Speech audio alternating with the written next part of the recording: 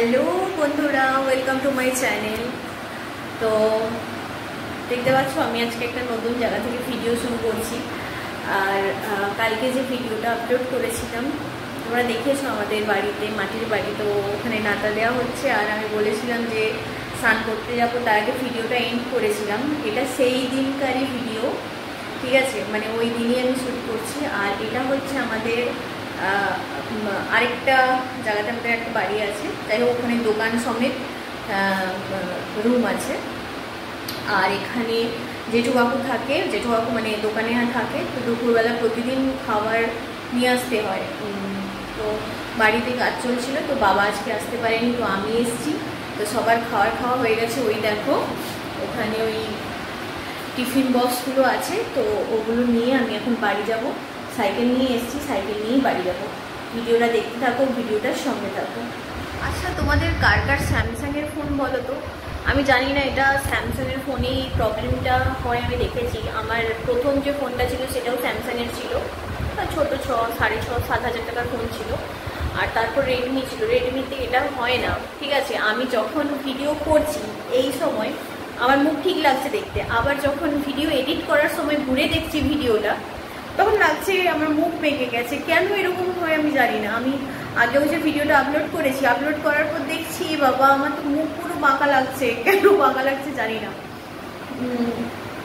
ভিডিওটা দেখতে থাকো। আমি এখন এই টিফিন বক্সগুলো ব্যাগে তুলে নিই। এই যে এখন টিফিন বক্সগুলো তুলে নিই।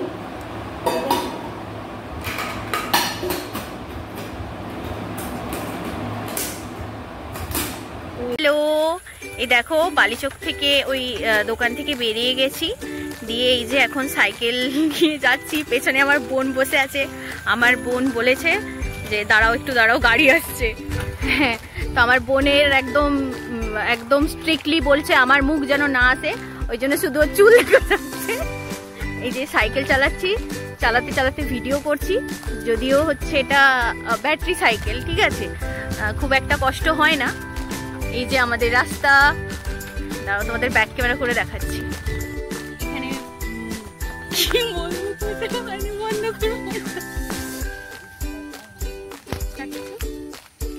দেখো এখানে একটা ছোট্ট ব্রিজ আছে যেখানে আমরা দাঁড়িয়েছি, কেননা আমার বিশ্ববিখ্যাত বোনের পায়ে ঝিনঝিনানি হয়ে গেছে, যে এখন ক্যামেরার ওপাশ থেকে আমাকে কটকট করে তাকিয়ে আছে।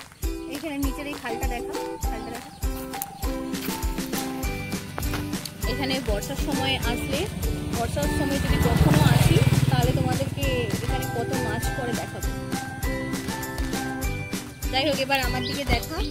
এখানে ভিডিওটা ঠিক আছে, তোমরা ভিডিওটা দেখতে থাকো, সঙ্গে থাকো। এখন আমরা একটু ফটো সেশন চলি। আমরা সাইকেল যখন চালানো শুরু করেছিলাম 3:18 বেজেছিল, আর এখন বাড়ি ঢুকেছি 5টা।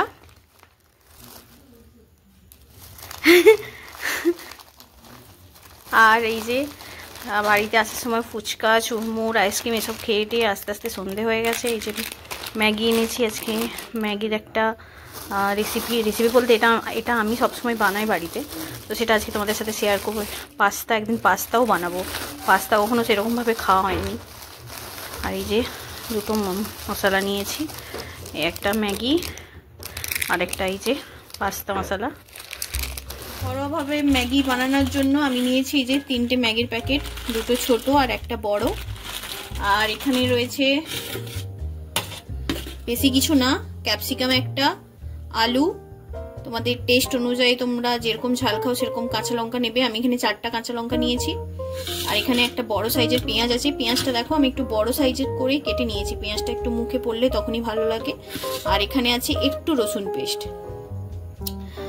আর আমি অন্য সময় গাজরও দেই, কিন্তু আজকে গাজরটা বাড়িতে নেই, তাই আজকে দিচ্ছি না গাজর। ওইদিকে আমি জল ফুটাতে দিয়ে দিয়েছি, গরম জল, ম্যাগিগুলো সেদ্ধ করার জন্য।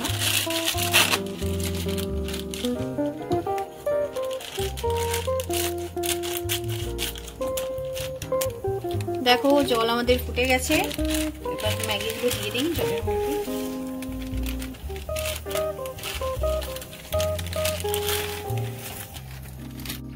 এখানে ম্যাগিটা ফুটছে, আর ওদিকে কড়াইতে একটু তেল দিয়ে নিই, যে সবজিগুলো আছে ভেজে নেব। ঠিক আছে, আমাদের কড়াইকে সবাই ইগনোর করবে।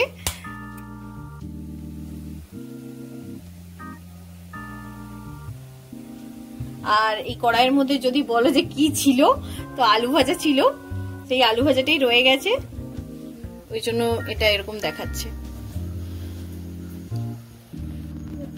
আলুগুলো দিয়ে দিচ্ছি।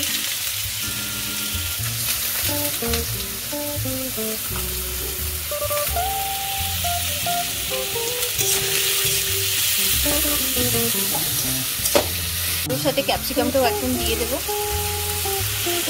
এক ক্যাপসিকাম অনেকে কাঁচা কাঁচা পছন্দ করে, আমাদের খুব একটা পছন্দ করি না কাঁচা কাঁচা, তাই এখনই দিয়ে দিলাম। পরিমাণ মতো নুন দিয়ে দেবো।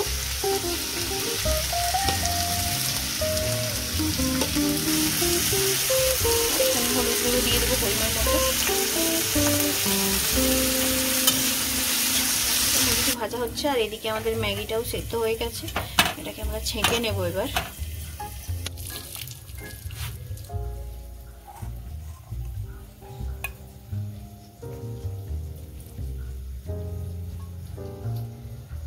দেখো আমাদের আলু আর ক্যাপসিকাম ভাজা মোটামুটি হয়ে গেছে, আর সাইড থেকে তেলটা গড়িয়ে এসছে, আমি সাইডে সরিয়ে নিয়েছি।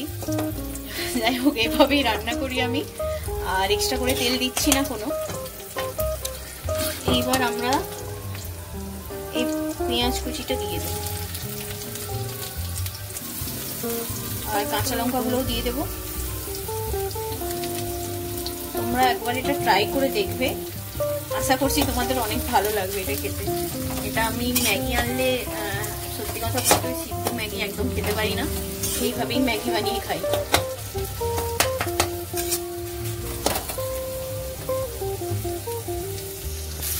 এবার ওই তেলেই রসুনের পেস্টটা দিয়ে দেবো।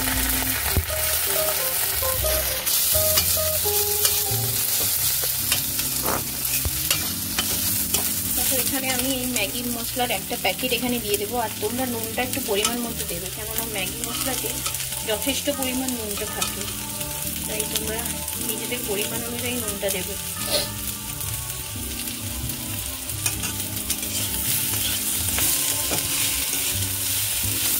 ম্যাগিটাকে এর মধ্যে আস্তে আস্তে দিতে থাকবে।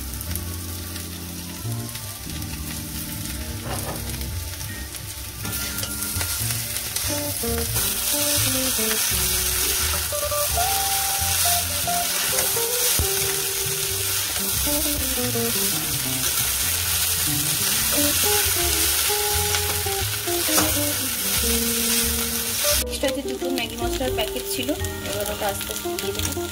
একসঙ্গে সব দেবো না, হালকা হালকা নাড়তে থাকবো আর দিতে থাকবো।